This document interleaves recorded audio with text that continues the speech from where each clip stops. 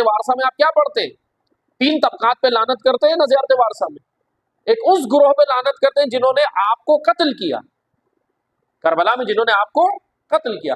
دوسرا ہم اس گروہ پہ لعنت کرتے ہیں جو قتل میں شامل تھے کسی بھی طریقے سے، فتویٰ دینے کے زمرے میں ہو یا تلوار چلانے کے یا پانی بند کرنے کے، یا کوئی بعض ایسے تھے جنہوں نے اپنے گھوڑے دیے یزید کی فوج کو کہ تم میرا گھوڑا استعمال کرو، جاؤ، یہ قتل میں شمولیت ہے، امام حسین کی شہادت میں یہ شمولیت ہے.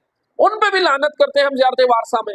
اور تیسرا وہ گروہ ہے جس کی وجہ سے امام حسین قتل ہوئے، وہ ہے خاموش اکثریت، سائلنٹ میجورٹی، غیر ذمہ دار لوگ، ان ریسپانسبل پبلک.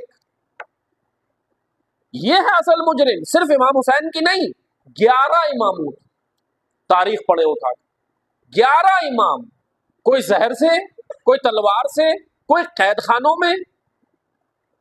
ہمیں یہ تو بتا دیا بھائی، ہمیں ممبر سے یہ بتا دیا یہ امام کا قاتل تھا، یہ اس پہ لعنت کرو، گھر جاؤ، تم نے تبرہ کر لیا، حق ادا ہو گیا. نہیں عزیزان محترم، اس تبرہ میں وہ بھی تو شامل ہیں جو خاموش تھے. امام رضا کو مدینہ سے گرفتار کیا گیا، مامون کے کارندوں نے خنجر لے کے گئے، اپنی اباؤں کے اندر خنجر تھے، امام کو زبردستی گرفتار کر کے خراسان لے آئے، اور مدینہ خاموش ہے. وہ مدینہ والے مجرم نہیں ہیں، مجرم نہیں ہیں. امام موسیٰ کاظم 14 سال قید میں، کوئی نہیں اٹھتا، مدینہ مکہ سب خاموش ہے، سب خاموش ہیں.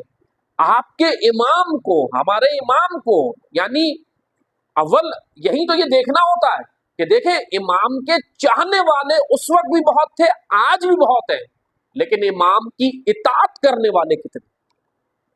اصل مدعا یہ ہے، اصل پوائنٹ یہ ہے.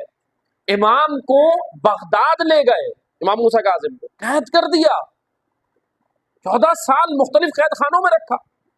لیکن پوری تاریخ بتاتی ہے کہ کوئی ایسی تحریک، کوئی ایسی حرکت عوام کے اندر، کوئی ایسی اسٹرگل نہیں ہوئی کہ امام کے لیے اٹھیں، امام کے لیے احتجاج کریں، امام کو جا کر حکومت پہ پریشر ڈالیں تاکہ وہ امام کو چھوڑے. نہیں، امام موسیٰ کاظم کی مظلومیت یہاں نظر آتی. 25 سال کی عمر میں امام تقی شہید کر دیے جاتے. کیسے کیا بنو عباس نے؟ کس چیز سے بنو عباس کھیلے تھے لوگوں کی؟ وہ تھی بے شعوری. بے شعوری. بنو عباس جانتے کیا کرتے تھے؟ بنو عباس کی حکمت عملی یہ تھی، توجہ سنیے گا، آج بھی یہ ساری چیزیں موجود ہیں. ہوش کے مثلا ہوشیار ہو جائیں، دیکھیں.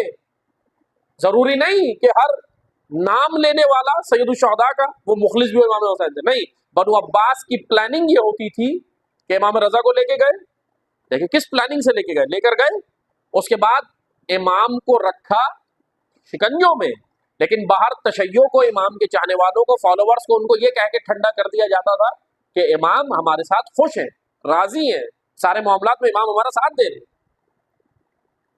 آپ امام تقی علیہ السلام کی زندگی دیکھیں. خود مامون نے کیا کیا؟ اپنی بیٹی ام فضل سے ان کا نکاح کرا دیا. یہ ثابت کرنے کے لیے دیکھو ہماری تو رشتہ داری ہے، ہم کوئی دشمن تھوڑی ہیں، ہماری تو رشتہ داری ہے، لیکن وہ ایک پلاننگ ہے، وہ ایک سازش تھی. یہ مظلومیت ہے ائمہ کی. 10ویں امام عسکرین کہلاتے ہیں، 10ویں امام اور 11ویں امام. 11ویں امام کتنے مظلوم ہیں سنیں گے آپ. تاریخ کہہ رہی ہے، تاریخ، ہسٹری، ہمارے 11ویں امام اتنے مظلوم ہیں. 11 امام، 10 امام اپنی زندگی میں حج پہ گئے، 11ویں نے زندگی میں ایک بار بھی حج نہیں کیا. 11ویں امام نے اپنا ایک واجب حج ادا کرنے نہیں جا سکتے تھے. پابندی